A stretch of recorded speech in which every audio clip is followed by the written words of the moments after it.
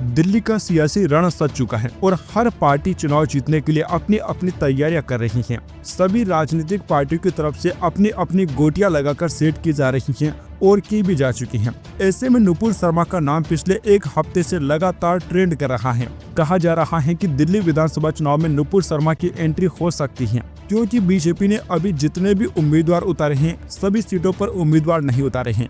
12 उम्मीदवारों की लिस्ट अभी भी आना बाकी है और ऐसे में जाहिर है कि बीजेपी की जो आखिरी लिस्ट है उसमें नुपुर शर्मा का नाम आ सकता है। माना जा रहा है कि एक वाइल्ड कार्ड एंट्री की तरह नुपुर शर्मा का नाम सामने आ सकता है। साथ ही खबर यह भी है कि नुपुर शर्मा का नाम जैसे ही ट्रेंड करने लगा तो अरब देशों में खलबली मची है, क्योंकि 2022 में जो बयान नुपुर शर्मा का आया था उस पर सबसे ज्यादा तलखे भरे बयान अरब देशों की तरफ से आए थे। कतर हो या कुवैत हो, उन्होंने अपनी नाराजगी भारत सरकार के सामने जाहिर की थी, जिसके बाद बीजेपी ने उन्हें निष्कासित कर दिया था। दोस्तों, अगर नुपुर शर्मा की दिल्ली की विधानसभा चुनाव में एंट्री करवाई जाती है तो अरब देशों का क्या रिएक्शन होगा, यहाँ दोस्तों भारत सरकार इस समय पर सोच रही है और बीजेपी को इसी बात को लेकर चिंता है। नुपुर शर्मा की टिकट को लेकर बीजेपी केंद्रीय चुनाव समिति की बैठक से कोई भी चर्चा नहीं हुई है और किसी भी जानकारी को देने से चुनाव समिति ने इनकार कर दिया। लेकिन दोस्तों, भाजपा में ही कुछ ऐसे नेता हैं जो चाहते हैं कि नुपुर शर्मा को टिकट मिलना चाहिए और संघ के भी 2 लोग ऐसा चाहते थे कि नुपुर शर्मा चुनाव लड़े। लेकिन नुपुर शर्मा को अगर चुनाव लड़ाना होता तो बीजेपी में ही उनकी एंट्री करवाई जाती, यानी कि दोस्तों पहले उनको भाजपा की सदस्यता लेनी होगी।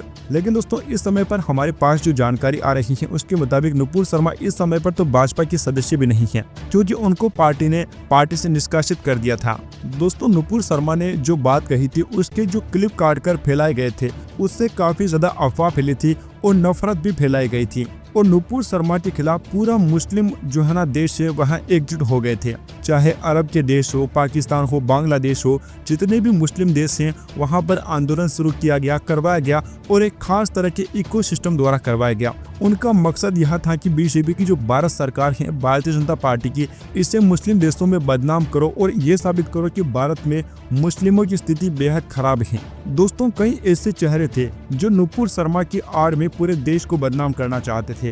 अरब देशों के साथ भारत के रिश्ते बेकार करना चाहते थे कि भारत और अरब देशों के रिश्ते बिगड़ जाए। लेकिन पीएम मोदी की हमेशा से यही कोशिश रही है कि जो भी देश हमारे साथ हैं उनके साथ हमारे अच्छे संबंध बने और उनके साथ हमारा जो व्यापार है वह और भी ज्यादा बढ़े। दोस्तों, ये बात सभी जानते हैं कि जब फैक्ट चेक किया गया था तो नुपुर शर्मा की क्लिप में ये सामने आया था कि नुपुर शर्मा की क्लिप को काट कर पूरे देश भर में फैलाया गया था। लेकिन फिर भी भारतीय जनता पार्टी और नुपुर शर्मा देश को यह नहीं समझा पाए कि क्लिप को काट कर इसको वायरल किया गया। बस भारत सरकार किसी एक खास इंसान के बयान पर सफाई देती या फिर वो ब्रांड देखती कि भारत के रिश्ते किन किन देशों के साथ सुधर सकते हैं। तो दोस्तों, इसमें बड़ी चीज वही होती है कि किसी एक इंसान के लिए पूरे देश भर के रिश्तों को खराब नहीं किया जा सकता है और इसी कारण से नुपुर शर्मा को पार्टी से निष्कासित किया गया था।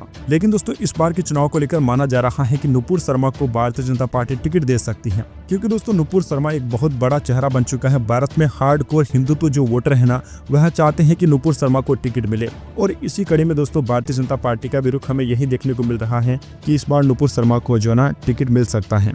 वैसे दोस्तों, आप लोगों को क्या लगता है, क्या नुपुर शर्मा को मौका मिलना चाहिए या फिर नहीं? आपकी इस पर जो भी राय है नीचे कमेंट बॉक्स में हमें जरूर बताइए। Subscribe now and press the bell icon. Never miss an update.